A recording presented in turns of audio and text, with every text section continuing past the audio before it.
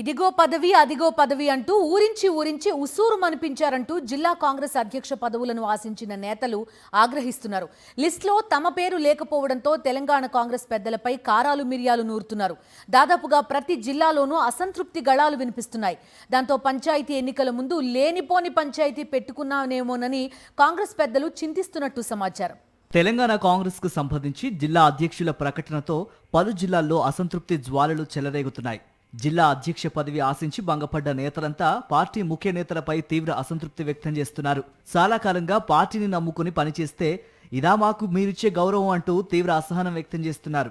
పంచాయతీ ఎన్నికల ముందు ఈ అలకలు అసంతృప్తులు కొంపముంచుతాయని రాష్ట్ర పార్టీ నేతలు ఆందోళన వ్యక్తం చేస్తున్నారట.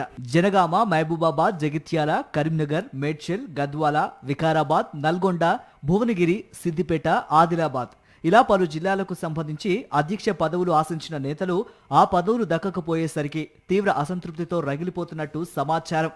ఒక వ్యక్తికి ఒకే పోస్టు అని చెప్పిన కాంగ్రెస్ పెద్దలు ఆ నియమాన్ని పాటించకపోవటం విమర్శల పాలవుతోంది.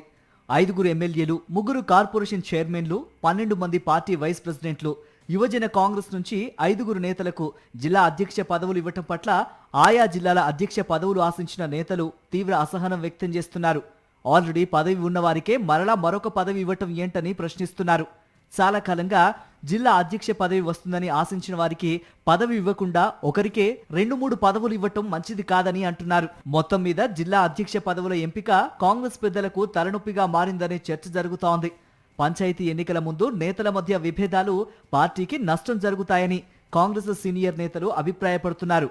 వీలైనంత త్వరగా ఆయా జిల్లాల్లో నేతల మధ్య నెలకొన్న విభేదాలకు చెక్ పెట్టి పంచాయతీ ఎన్నికలపై దృష్టి పెట్టేలా పీసీసీ నేతలు చొరవ చూపాలని సీనియర్లు కోరుతున్నారు.